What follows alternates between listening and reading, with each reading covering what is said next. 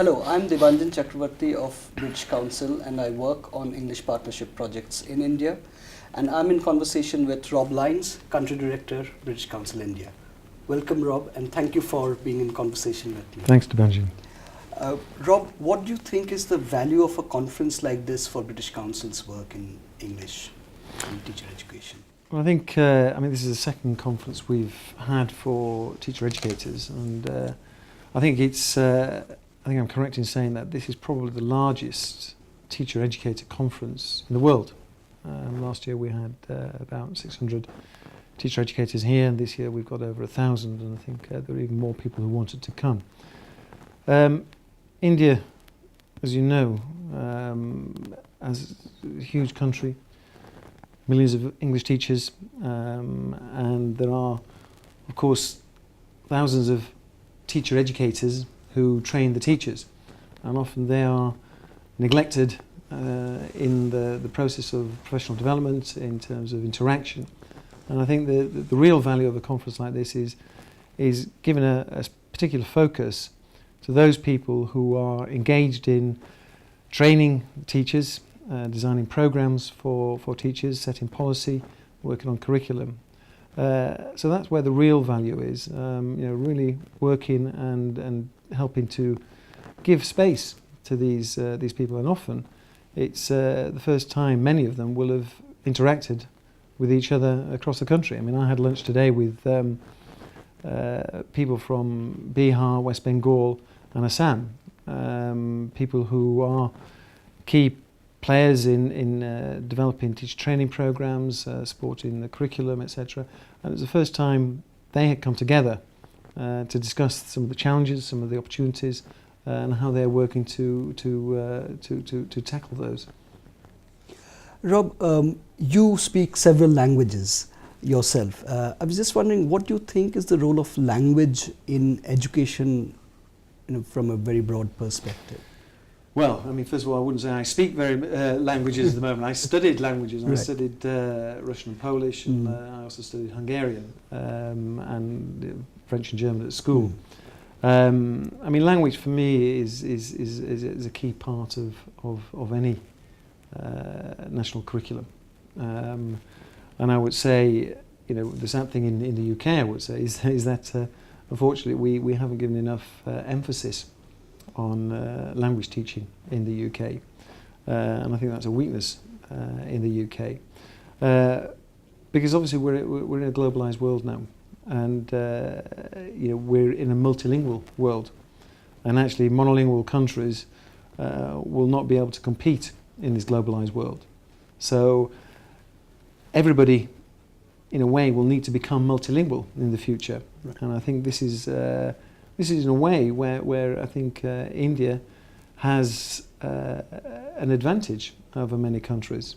I mean, if you look at English as a global language, I think after the United States of America, India's probably got the largest number of English speakers in the world. I mean, difficult to estimate the numbers, but probably about 100 million speakers of English. Now that's obviously 40 million more than the UK, about less than half the United States, but it's still a sizable number. But all these people speak first language. I mean, there are, I think, 22 official languages in India. Yes. And there are probably about 30 languages in India with over 1 million speakers.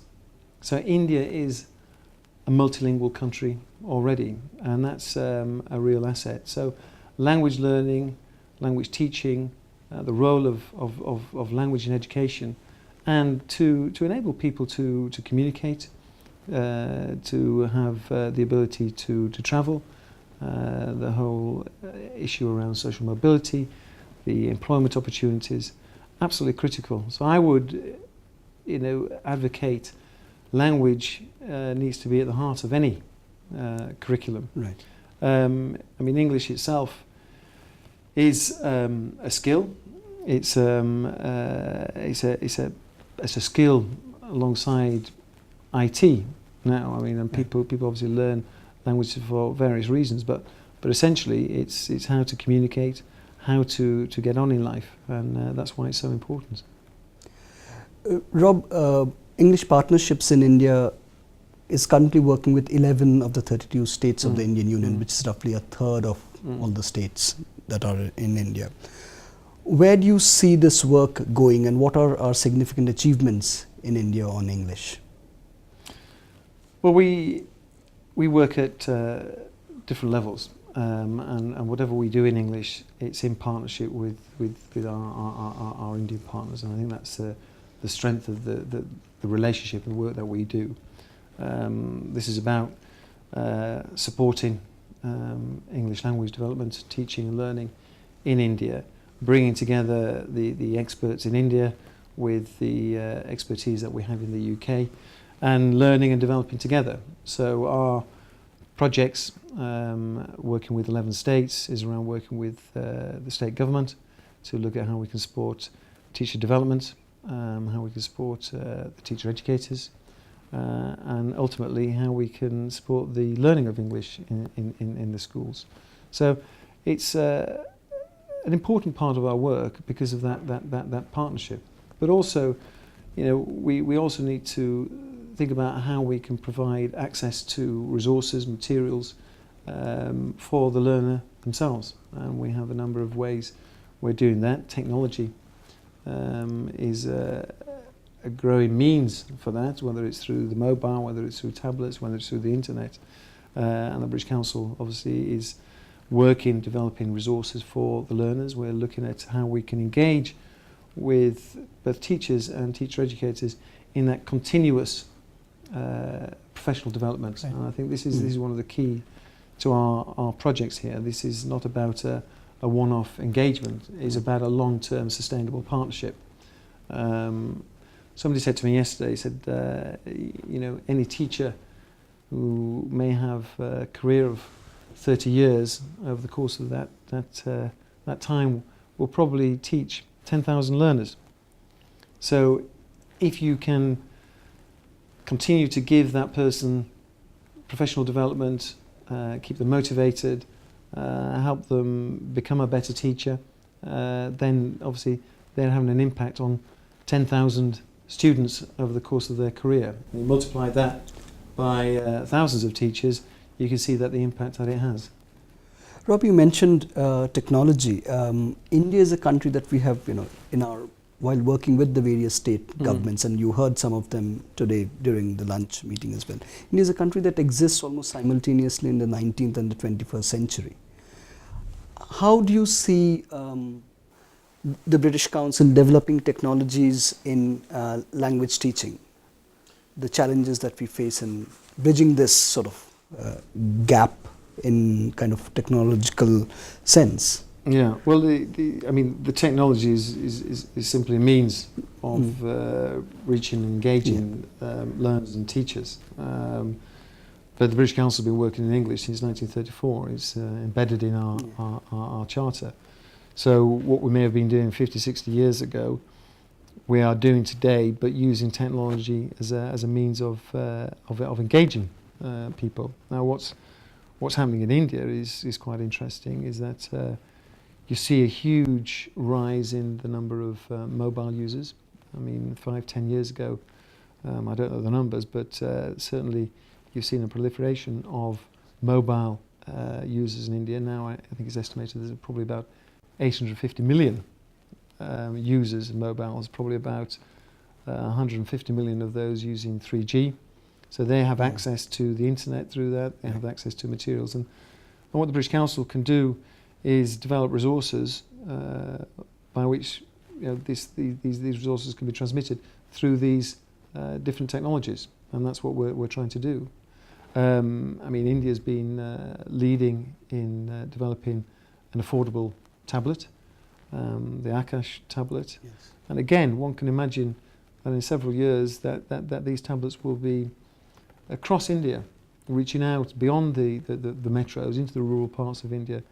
And if you can imagine that in villages where they have access to these affordable tablets, materials can be uploaded onto these tablets so you can get direct access to the materials for teachers and for learners.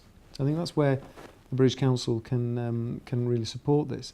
So it's the resources, the access, the materials, the content we can put onto these devices, but also the support to the teachers and teacher educators in how to use these resources. And I think that's the second area where we can really support that. Rob, what do you think are the links between British Council's work in English and our work in education? Well, I think English language learning is a part of education anyway. It's obviously a key part of the curriculum. I mean, our work in education works across higher education, the vocational sector and the school sector. And certainly we want to, which we are doing, is linking in all aspects of our work in English in these particular areas as well. So there's a role at a higher educational level around research. There's a role in the skills sector where India needs to train up, I think, 500 million learners. And of course, one of the skills that young people will need is English language. There's a role there. And in schools as well. I mean, we have a program which links up over 1,000 schools between the UK and India. And again, the common language that is used to communicate is English. So it's an integral part of all our education programs. What do you think is the role of multilingual education in India? And can you tell us a little bit about your personal involvement in multilingual sort of circumstances?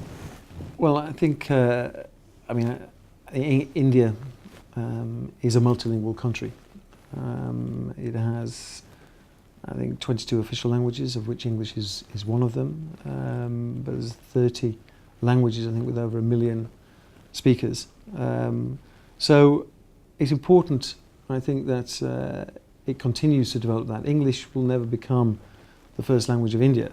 There are, I think, about 700 million Hindi speakers, and English is an important part of that segment, but not the only part. And I think, multilingualism is absolutely essential for the 21st century. I'm lucky in my own experience that my wife's Hungarian, so we have 2 daughters who are bilingual in Hungarian and English, and that's great for them because it helps to make sure that they are engaged with both cultures, but it also gave them an advantage when it comes to learning a third language or a fourth language. So they both speak French as well, and they enjoy language. So I think, and it helps. I mean, they say that learning languages helps in the learning of other subjects as well. It increases the cognitive skills. Absolutely. Yeah. So I think there's a lot of talk in India about English medium schools and the pros and cons of that. And I don't have an answer to that, but what I would say is that it's absolutely essential that any child needs to be comfortable in his or her first language, first of all. That's got to be a priority. And the subject knowledge that they learn through that first language has to be, again, a priority. And then I think a second language can come on top of that. I think the danger is when you compromise both the subject, the content, and the first language, and a second language at the same time. So I am a believer in learning 2-3 languages. I think it's absolutely essential.